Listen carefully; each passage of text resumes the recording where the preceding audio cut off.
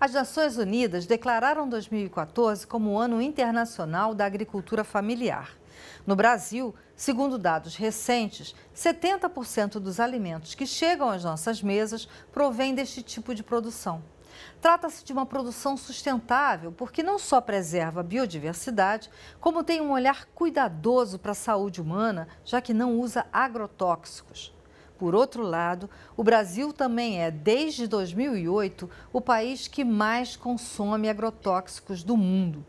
Para falar sobre este cenário aparentemente antagônico de riscos e oportunidades, hoje, na série Empreendedorismo e Sustentabilidade do programa Entrevista, recebemos Maria Emília Pacheco, presidente do Conselho Nacional de Segurança Alimentar, o CONSEA, que defende a agroecologia como um sistema capaz de alimentar as 7 bilhões de pessoas de maneira saudável, sem o risco de contaminação por agrotóxicos. Maria Emília, muito obrigada pela sua presença aqui. Eu queria começar te perguntando o seguinte: a agroecologia, para quem não está muito habituado com essas expressões, ela se confunde um pouco com agricultura familiar e com produções orgânicas. Você pode me dizer qual é a diferença entre eles? A agroecologia nós consideramos no Brasil como uma ciência, um movimento social e práticas.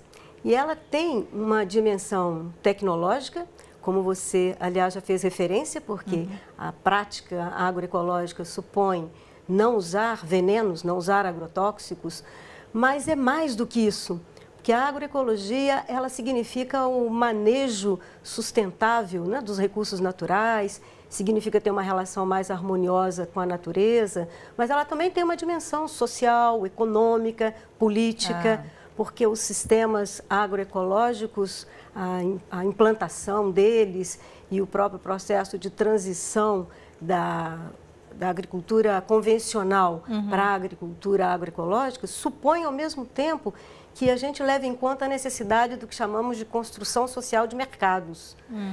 Significa aproximar também o produtor do consumidor. A agroecologia significa também a valorização das sementes tradicionais, que em muitos lugares se chama semente crioula, no Nordeste, no Brasil, se chama semente da paixão, semente da fartura. Essas sementes tradicionais, elas são fundamentais, porque lá onde elas existem, elas estão mais adaptadas ao clima, às condições de solo.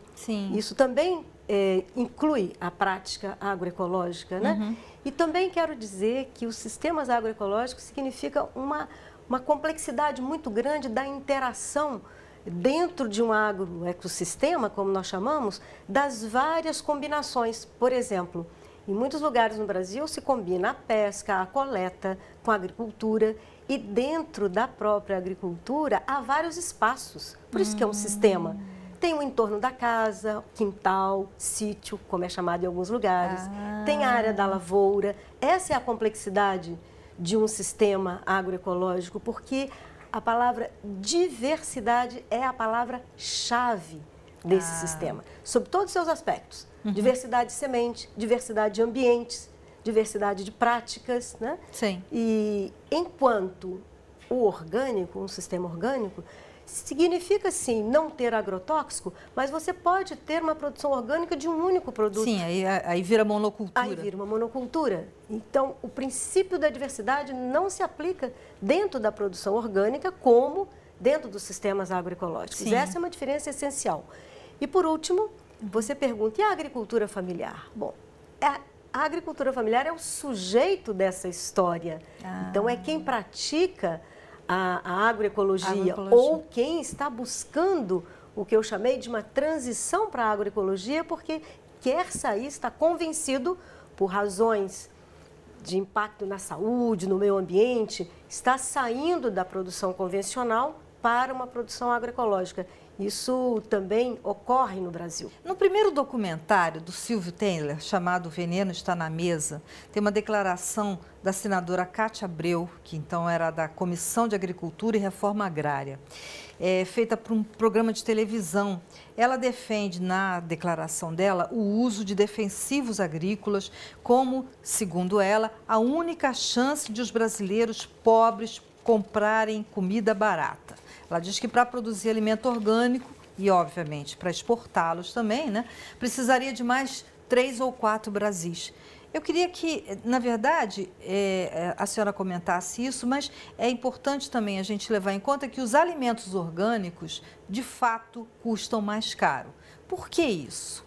Bom, em primeiro lugar, a senadora Cátia Abreu, quando fala do custo, nós precisamos saber que no Brasil cresceu assustadoramente o uso de agrotóxico por hectare. De 7 quilos por hectare, nós já estamos em 15 quilos por hectare. E o aumento do uso de agrotóxico está intimamente associado à expansão das monoculturas, que tomam cada vez mais espaço no país. A monocultura da soja, do milho, do algodão, cresceram assustadoramente no país. Então, essa é a agricultura baseada, a agricultura convencional, como nós dizemos, né? Sim. Que vem da chamada Revolução Verde, que pregou isso. O que era uso preciso... de insumos químicos, de maquinário pesado. E o custo de produção aumentou. Cerca de 20% do custo de produção desse alimento contaminado. Cerca de 20% do custo da produção é com agrotóxico. Neste tipo de agricultura que se baseia nesse insumo químico. Depois queria também fazer uma correção. Nós não usamos a terminologia defensivos agrícolas ou remédio, como muitos falam, para as plantas. Na verdade, nós estamos falando de veneno, de agrotóxicos, e que tem um impacto na saúde humana gravíssimo e também no meio ambiente. Então, é muito importante que a sociedade, que todas as pessoas que estão preocupadas e querem ter sua parcela de participação na defesa de uma alimentação adequada e saudável, precisam ter cuidado com as próprias palavras, né? E depois, o preço dos produtos agroecológicos ou do produto orgânico. Né? É que no Brasil nós não temos políticas suficientes ainda que garantam que nós tenhamos uma alimentação adequada e de qualidade para o conjunto da população. Também entendemos, e no Conselho temos defendido, que é preciso uma política de abastecimento. Uma política de abastecimento que contemple um poder de regulação também do Estado em relação ao preço dos alimentos. E que a gente tenha um sistema mais descentralizado.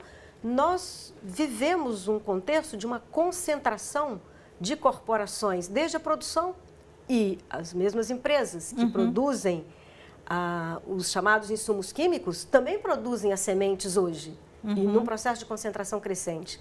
E também na venda, também temos uma concentração das grandes corporações, né? E com uma redução da rede varejista. Em 2006, o governo federal criou uma lei que regulamenta e define a segurança alimentar. Mas os pequenos produtores dizem que eles se sentem mais cobrados, no sentido de exigências legais, do que as grandes corporações do setor. É isso mesmo? Tem essa correlação? Na verdade, nós temos uma inadequação de muitas políticas e muitas medidas normativas no Brasil. Vou lhe dar um exemplo. Foi criado no Brasil um programa chamado Programa Aquisição de Alimentos. E esse programa está em expansão. Nós podemos já dizer com muita satisfação que cerca de 500 e tantos itens de alimentos têm sido comprados pelo governo através de várias modalidades, porque esse programa, eu vou explicar um pouquinho porque é importante para responder a sua pergunta. Sim. Esse programa, ele tem uma modalidade que é assim: o governo compra da agricultura familiar, também das comunidades tradicionais, os alimentos, e esse alimento chega na rede socioassistencial, vai para creche, para asilos. Cerca de 20 mil entidades no Brasil já têm recebido esse alimento. E este programa, ele vem responder a um déficit histórico que nós temos na política brasileira. Porque, historicamente, sempre houve programas que favorecessem a grande propriedade, a produção de monocultura. E não havia até então no Brasil uma política que favorecesse a comercialização e, portanto, por consequência, o fomento desta agricultura de base familiar, né? E o que tem acontecido? Isso permitiu dinamizar economias locais, isso tem permitido trazer a visibilidade, alguns produtos, por exemplo, do extrativismo, e aí faço uma relação com a pergunta sua. Quando chegamos na análise das normas de vigilância sanitária, sim, vemos que elas não são adequadas a esta agricultura familiar, a essa transformação artesanal. que são muito exigentes. Exato. As exigências são basicamente as mesmas que são aplicadas à indústria. E é preciso, nós queremos salvaguardar, evidentemente, como eu disse, a qualidade do alimento, claro, que seja saudável, claro. Mas é preciso adequar essas normas. E tivemos uma boa notícia no ano passado com uma primeira adequação da legislação por parte da Anvisa, porque há um limite para a comercialização da polpa dessas frutas, que são tão importantes para substituir os refrigerantes. A revitalização dessa economia, a possibilidade da utilização, da transformação desses frutos nativos nos vários biomas, e são inúmeros no Brasil e variados, né? Transformá-los em polpa de fruta para um suco natural, claro, é extremamente importante. Para isso, a legislação sanitária precisa se adequar. Esse é um exemplo.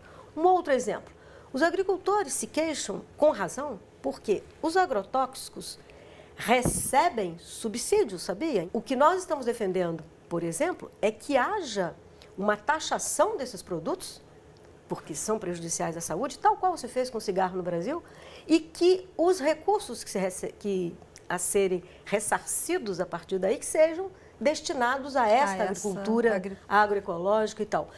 Porque o custo, e também é isso, tem muita... A legislação, às vezes, do âmbito estadual, municipal, também encarece essa possibilidade dos agricultores fazerem circular os seus produtos. Então, há várias normas e políticas que precisavam ser adotadas para reduzir o custo dessa produção. Você defende muito, quer dizer, o CONSEA defende muito o circuito curto dos alimentos. Eu queria que você explicasse exatamente o que isso quer dizer. Precisamos evitar que haja o passeio de alimentos. Os alimentos, às vezes, percorrem milhares de quilômetros. Quando nós falamos, temos até preferido o termo que é o circuito de proximidade. Isso significa que nós precisamos descentralizar o sistema de distribuição e abastecimento alimentar no Brasil. E como é que se faz isso? Bom, isso se faz apoiando feiras, e principalmente as feiras agroecológicas.